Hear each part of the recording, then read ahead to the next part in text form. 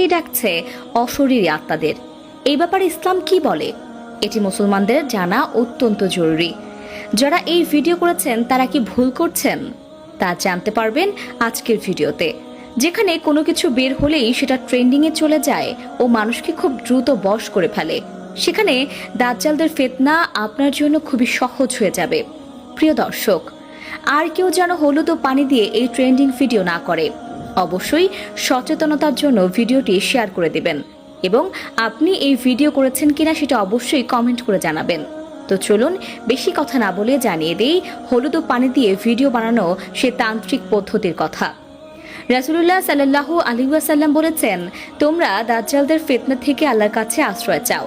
কিন্তু আমরা এমন একটি যুগে চলে এসেছি যেখানে এআই থেকে শুরু করে সবকিছুই আমাদের খুব সহজে বশ করে ফেলেছে। কোনো একটি ইহুদি পদ্ধতি বের হলেই সেটা আমাদের মুগ্ধ করে ফেলে। এটি দাজ্জালদের জন্য খুব বেশি কষ্টকর নয়।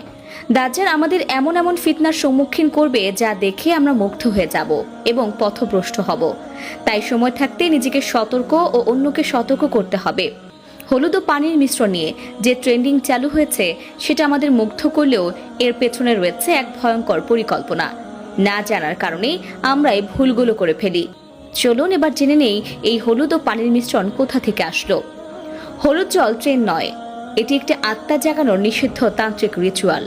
আর আপনি সেটা নিজের ঘরে বসেই করে ফেলছেন, হয়তো না জেনেই। আপনি ভেবেছিলেন কাচের গ্লাসে হলুদ জল দিয়ে সুন্দর একটা অ্যাস্থেটিক ভিডিও হবে, ফিল্টার দাও, স্লো মোশন করো, মজা হবে। তাহলে শুনুন, আপনি যা করছেন তা হচ্ছে এক পুরাতন তন্ত্রের সংকেত, যা প্রেত লোকের আত্মাদের কাছে দরজা খোলার আহ্বান হিসেবে বিবেচিত হয়। প্রাচীন এক রিচুয়ালে বলা হয়েছে হলুদ প্লাস জল প্লাস কাচ তমসা উদাহরণ, অর্থাৎ অন্ধকার থেকে আত্মার আগমন।